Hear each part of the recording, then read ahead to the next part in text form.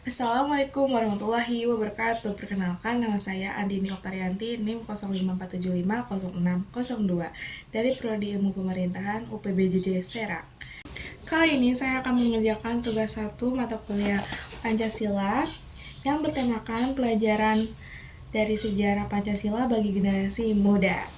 Cekidot.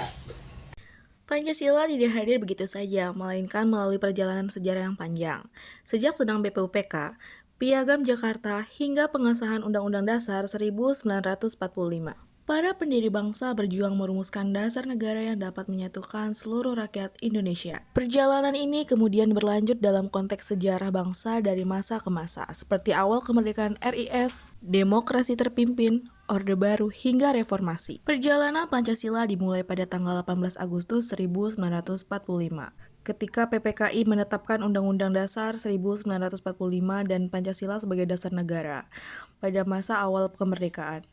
Pancasila berfungsi sebagai perekat bangsa yang baru merdeka dan masih mencari bentuk pemerintahan yang stabil. Namun tantangan seperti pemberontakan dan konflik politik membuat penerapan nilai-nilai Pancasila belum maksimal. Tahun 1949, Indonesia berubah menjadi Republik Indonesia Serikat setelah konferensi meja bundar.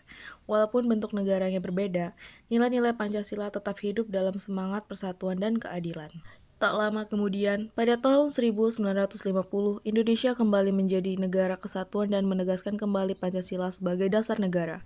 Selanjutnya, pada masa demokrasi terpimpin di bawah Presiden Soekarno dikeluarkanlah Dekret Presiden 5 Juli 1959 yang mengembalikan UUD 1945. Pancasila kembali ditegaskan, namun penafsirannya menjadi sangat politis dengan konsep nasakom, nasionalisme, agama, dan komunisme. Hal ini menyebabkan penyimpangan dari nilai asli Pancasila karena ideologi lain ikut dimasukkan dalam sistem pemerintahan.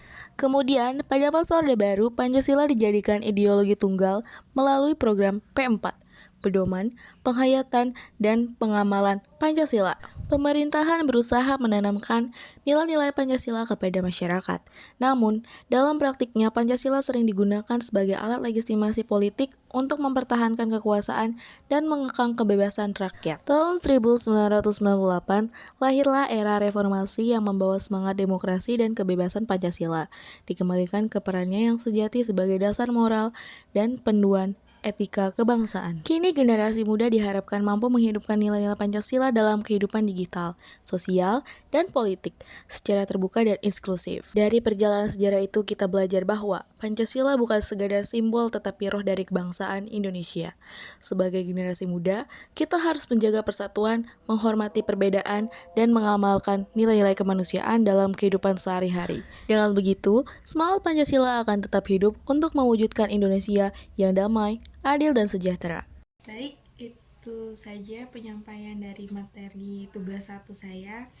Saya mohon maaf bila ada salah kata.